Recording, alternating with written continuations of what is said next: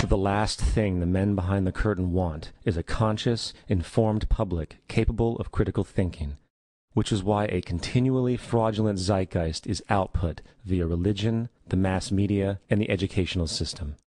They seek to keep you in a distracted, naive bubble, and they are doing a damn good job of it. In 2005, an arrangement between Canada, Mexico, and the United States was made. This arrangement, unannounced to the public, unregulated by Congress, merges the United States, Mexico, and Canada into one entity, erasing all borders. It's called the North American Union, and you might want to ask yourself why you've never heard of this. In fact, there is only one mainstream reporter who has actually heard of and has had the courage to cover this issue. The Bush administration's open borders policy and its decision to ignore the enforcement of this country's immigration laws is part of a broader agenda. President Bush signed a formal agreement that will end the United States as we know it, and he took the step without approval from either the U.S. Congress or the people of the United States. It's a deal that few have even heard of. It's being done again by very few people at the very top on behalf of the investment class, but the working class of people, political officials across our country, from communities, from cities and so forth, they don't know anything about this. This isn't some trade agreement. It is a total removal of sovereignty from these countries, which will also result in a completely new currency called the Amero. Fall. Apart from that, I think one thing people who are dollar-based need to focus on is the Amero. That's the one thing that nobody's talking about that I think is going to have a big impact on everybody's life in Canada, the U.S., and Mexico. The Amero is the proposed new currency for the North American community, which is being developed right now between Canada, the U.S., and Mexico to make a borderless community, much like the EU, and the dollar, Canadian dollar, U.S. dollar, and the Mexican peso replaced by the Amero. By default of this agreement, the American Constitution will eventually be obsolete. You would think that a situation like this would be on the cover of every major newspaper. That is until you realize that the people who are behind this movement are the same people behind the mainstream media, and you are not told what you're not supposed to know. The North American Union is the same concept as the European Union, the African Union, and the soon-to-be Asian Union, and the same people are behind all of them. And, when the time is right, the North American Union, the European Union, the African Union, and the Asian Union will be merged together, forming the final stages of a plan these men have been working on for over 60 years. A one-world government.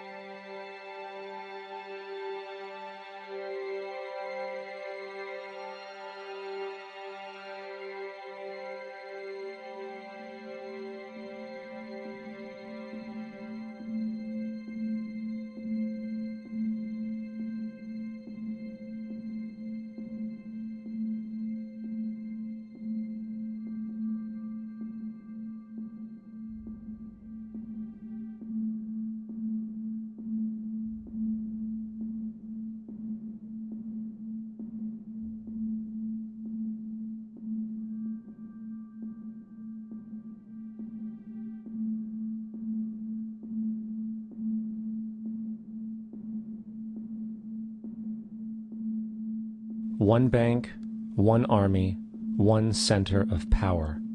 And if we have learned anything from history, it is that power corrupts, and absolute power corrupts absolutely. This is Aaron Russo, a filmmaker and former politician. To his left is Nicholas Rockefeller of the infamous Rockefeller banking and business dynasty. After maintaining a close friendship with Nicholas Rockefeller, Aaron eventually ended the relationship, appalled by what he had learned about the Rockefellers and their ambitions. I got a call one day from an attorney woman I knew, and she said, "Would you like to meet one of the Rockefellers?" I said, "Sure, I'd love to." And we became friends, and he began to divulge a lot of things to me. So he said to me one night, he said that there's going to be an event there, and out of that event, you're going to see, we're going to go into Afghanistan, so we can run pipelines from the Caspian Sea. We're going to go into Iraq to take the oil and establish a base in the Middle East, and we're going to go into Venezuela and try and get rid of Chavez. And the first two they've accomplished. Chavez they didn't accomplish. And he said you're going to see guys going into caves looking for they're never going to find.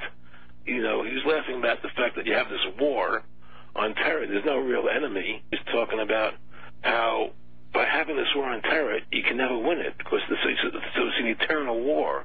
And so you can always keep taking people's liberties away.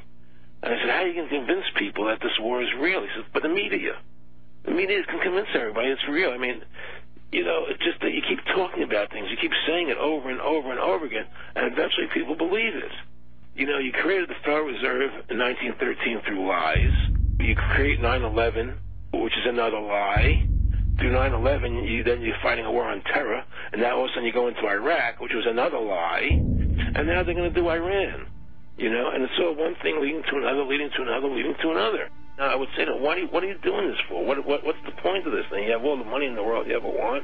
You have all the power. I said, you know, you're hurting people. It's not a good thing. And he would say, what do you care about the people for? Take care of yourself and you take care of your family. And then I said to him, what are the ultimate goals here? He said, the ultimate goal is to get everybody in this world chipped with the RFID chip and have all money be on those chips and everything on those chips. And if anybody wants to protest what we do or violate what we want, we just turn off their chip. That's right, microchipped.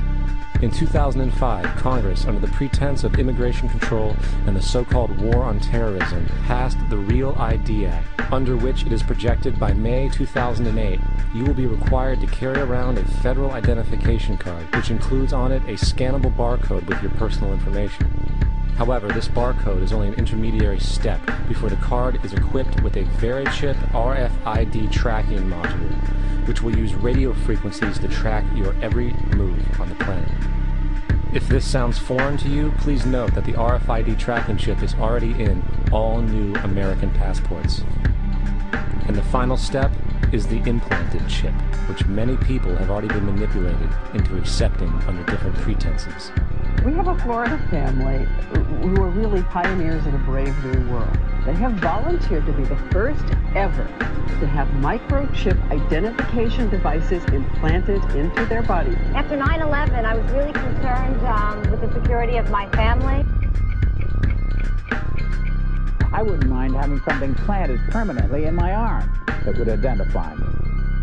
In the end, everybody will be locked into a monitored control grid where every single action you perform is documented. And if you get out of line, they can just turn off your chip, for at that point in time, every single aspect of society will revolve around interactions with the chips.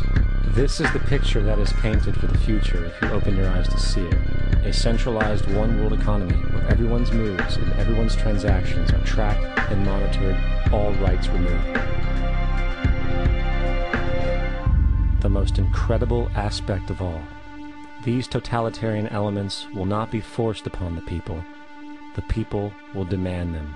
For the social manipulation of society through the generation of fear and division has completely detached humans from their sense of power and reality.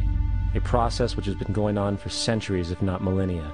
Religion, patriotism, race, wealth, class, and every other form of arbitrary, separatist identification and thus conceit has served to create a controlled population, utterly malleable in the hands of the few.